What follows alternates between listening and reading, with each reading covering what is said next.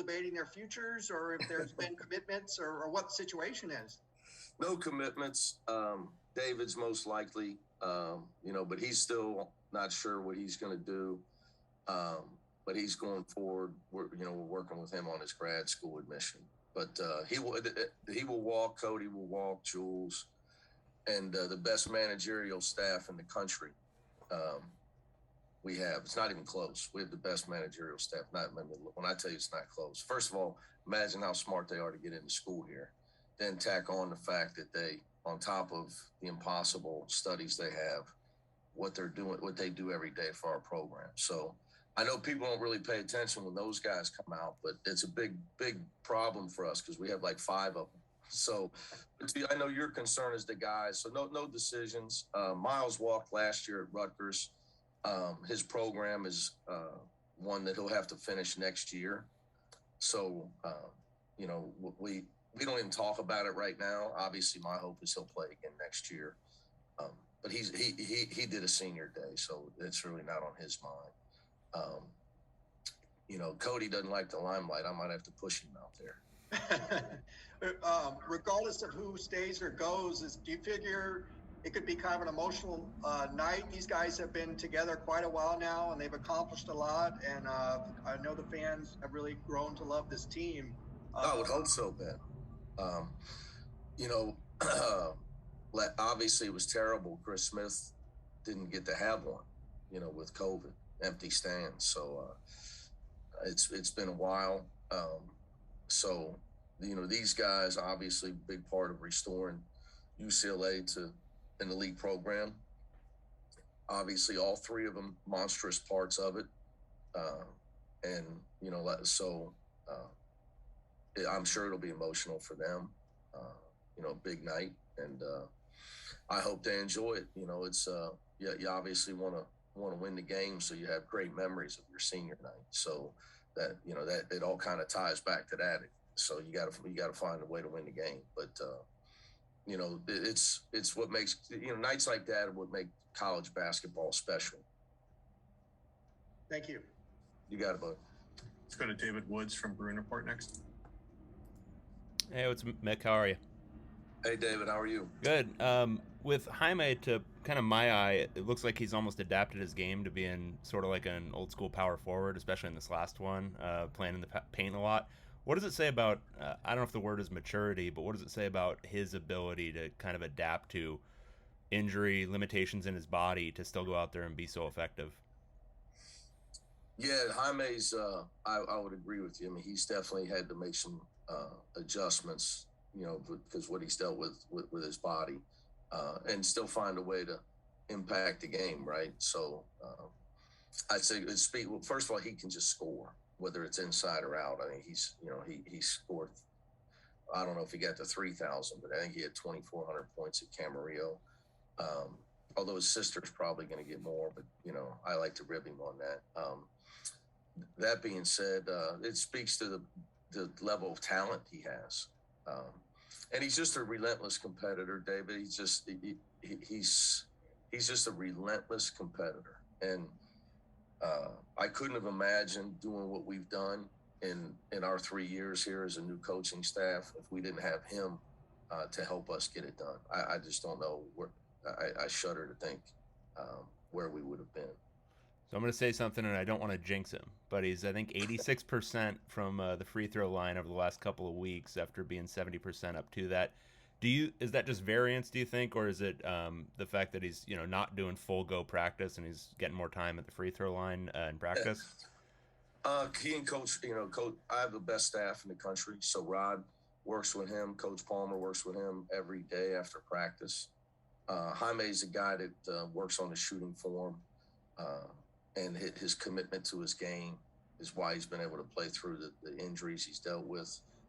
But he and Coach P have done a really good job. They put in the time. So it's never luck when a guy improves in certain areas. It's just, there are ups and downs and peaks and valleys, but usually there's the stuff that you don't see. So, I'm sure you smelled that one out. I mean, he's put a lot of time in that area because he struggled last year from the foul line. So, but I give him and Coach Palmer a lot of credit. Thanks. All right, let's go to John Kristen from Daily Bruin next. Hey, Coach. I Hey, know John. you like talking about Darren Savino, but can you just talk a little bit about what's it like having someone who's been on your staff 14 years during how nice it is to have him during this like turbulent of a season with injuries, COVID? Like, what's it been like to have him with this season? Well, in general, it's great to have your best friend on the staff. That helps, keeps your sanity. I think it was no secret when he got back with me. We were together at Murray State. Then we got back with me at Cincinnati. His arrival, we went to 9 straight tournaments. So, you know, here we would be 3 for 3. So at Murray State, we were 1 for 2. So we would have been 3 for 3. So we'd be 13 for 14 together. So it helps my mental state. But the truth about Darren is he should have been a head coach a while ago. But, you know, things happen for different reasons in our business. Guys get hot. You got a name because you played somewhere. But everybody's time comes. I think Darren's time is coming. It'll be tough for me to replace that. Not just for my mental state, but Darren's a guy, every day he comes in with a new idea. He knows what I'm thinking. So he's always trying to give me something he thinks I'm not thinking about, knowing that I may or may not use it. And it's just a mentality we have he understands my mentality. It doesn't do any good to complain about Jaime missing free throws. The answer is, how are we going to get better with Jaime's free throws? How are we going to improve them? Or our team, how do we improve our team instead of talking about what our team can't do? So we always try. We just believe there's a way to win. It might be harder than most people are willing to pay the price of what we got to do to win a game. But you know, whether it's not sleep, figure it out. But for me, it'll be tough. But I'm hoping that day comes soon that he's a head coach, because he's been more than ready for a long time. I think some people are not maybe suited to it, but Darren is, because he's focused. Like, he doesn't have outside distractions. You know, his 1 through 10 every day is our program, what we need to do, how can we get better. I don't have to tell him to, like, after a game, if we struggle to finish around the rim, I don't have to tell him, hey, we got to show this film to the big guys. He's already going to do it. He's got them after practice down there talking to them, showing them the film, what we got to do to be stronger around the rim, or whatever it may be. So it's nice to have somebody on your staff that's as committed as you are. And he understands that his impact on our program matters. He doesn't just sit around and wait for me to tell him to do something. So it's a luxury for me to have him. Mm-hmm. And then quick follow-up. I heard he lived in your basement your first year at Cincinnati. That's true. That is true. That is true. And Sammy was 3, so he got I hired him. You know, that summer, Tony Stubblefield, one of my best friends, doing a great job at DePaul, left. And so I wasn't able to hire Darren until the summer. And I had been recently divorced in a big house. So he just moved in. I needed help anyway. It was, with a 3-year-old daughter. So it was 2 men and a baby. So he didn't realize, though, when you interview him, you ask him every day. He had a job. Every night he had to eat peanuts with Sammy at 8:00, and she was not happy if he wasn't there. That's a true story. And she was not happy when he moved out either. All right, let's go to Sam Connon from SI next. Hey, Coach, how's it going? What's up, Sam? Not much. So, I guess your only home losses the past couple of years have been when no fans are there. I think the USC game last year and the Oregon overtime game, but you've won 18 in a row when fans are there, and I think it's going to be sold out this weekend. What are you expecting from the environment, and how nice is that going to be to kind of end the regular season with a bang in terms of having everyone there? Well, it matters, Sam. It's no excuse for our 2 losses, though. Matters. Matters in recruiting, matters with our players. Anybody can tell you, but you still got to play the game. I think that look, that's the most important thing. But, having a tremendous home court advantage, All you got to do is like look at Kansas for an example of probably their home record in the last 20, 30 through Roy Williams and Bill Self. Just for an example of a place, places that have just an unbelievable environment. I saw one last night on TV. I was eating dinner, but it was Arkansas had a crazy environment last night, and they just willed them to victory. They didn't lead to the last 10 seconds, so wouldn't let them give in. But anyway, it matters, Sam. It'll be nice. But that being said, you got to show up and play, so we better make sure we're ready. I know there's usually a lot of talk about going on the road, preparing for road environments. Do you have to talk to the guys about being prepared for an intense home environment, like not getting too caught up in the crowd or too engaged with things and try to focus a little more on basketball, or is that just kind of natural for those guys to think? Yeah, I don't know. No, we kind of focus between the lines. Obviously, I was upset earlier. I think as a staff, we failed having young Mac prepared for what was going on at Arizona. And that's why we take, I'm just as disappointed with myself and my staff, people around for not helping that situation and being prepared for that, but not at home. I think you can feed off the crowd's energy. I think the crowd helped us beat Villanova because we did not play great that night, but we still found a way to win. I think our crowd helped us in that game. All right, we'll go to Brady McCullough from the LA Times next. Hey, Mick. Hello. I'm working on a story about Coach K and his retirement and coming up here this last home game for him at Cameron. And the thing I'm interested in is just looking at how college hoops is maybe more so than some other sports even has had these individual coaches whose auras kind of towered over the sport for a generation or two, and starting with the guy obviously well. I'm looking up. You're somebody towering over him. It's still there. Is John Wooden, obviously, Coach Knight, and then on to Coach K for this last 3 decades. And I'm just curious, do you think with the challenges of building a roster today compared to when those men were coaching and the transfer portal, the one and done, the NIL, all of that.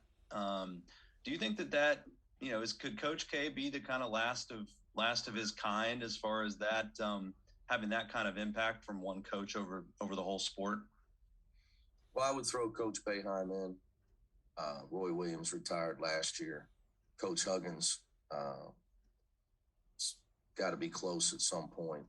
So what I think what you're asking is, I don't know is the question. I don't see anybody lasting that long because of the things you alluded to, the job. The money's gone up, which is awesome, but the jobs become 24/7, 365 days a year. Coach Wooden used to write guys letters. In fact, I just pulled a quote out of one of his letters that he wrote that I'm putting up in our locker room. He wrote a letter to guys, and then he saw him again in September. He wrote a letter to him after the season about what he was expecting to see him next September. Dean Smith's books, he talked about he lived in the Outer Banks in the summer. The only time he went back to Chapel Hill was to run his camps. Right now, my daughter's asking me about vacation, and I'm looking at the AAU weekends in April, and the high school tournaments that they've now cleared in June, 2 weekends, and the July recruiting calendar. You got summer workouts, and then you got to bring guys in on visits, and you don't know who's going pro. You can't plan a vacation because you just don't know, and nobody feels sorry for us, nor should they, because of the money we make. But it all leads to just people throwing up the white flag at some point, right? I mean, that's just the way it is now. So, because if you don't love it all and lean into it all, you're not going to be able to tower over the sport like Coach K has. So I would contend that that's part of his walk away, whether he says it or not. Same with Coach Williams when he said, "I'm not the guy anymore." I know what he meant, because he's not the guy that wants to do that stuff all nonstop. And I don't blame them at their age and what they've accomplished. last thing, what do you think it is about Coach K, beyond obviously the winning, but that had him rise up like he did just as this cultural kind of figure for the sport? Well, it's tough because I don't have a relationship with him, but I have respect for him. So it's really hard for me to answer that. I could maybe say, it surely helped when they gave him the Olympic coaching job. I think that was probably transcended outside of a college coach. All right, let's finish up here with Ben. Two things. Johnny, is Johnny good for Saturday? We'll know on Saturday, buddy. Okay. He is today. And then I'd say 50-50, Ben. Okay. And then I was wondering your opinion, just my eye test, when I see Jalen and Miles together on the court, it feels like it's your best defensive lineup when they're out there together. Do you agree with that? And what's your take on what they give on that end of the court? Well, look, Jalen Clark's one of the best defensive players in America. Miles gives us size. Now, there's times I would say it would depend on who we're playing. Because if we need to switch, Cody's would be more apt to be able to switch on the smaller guys. But to your point, obviously with Miles adding his size, and I would trust your palate test on a Pinot Noir better than your eye test.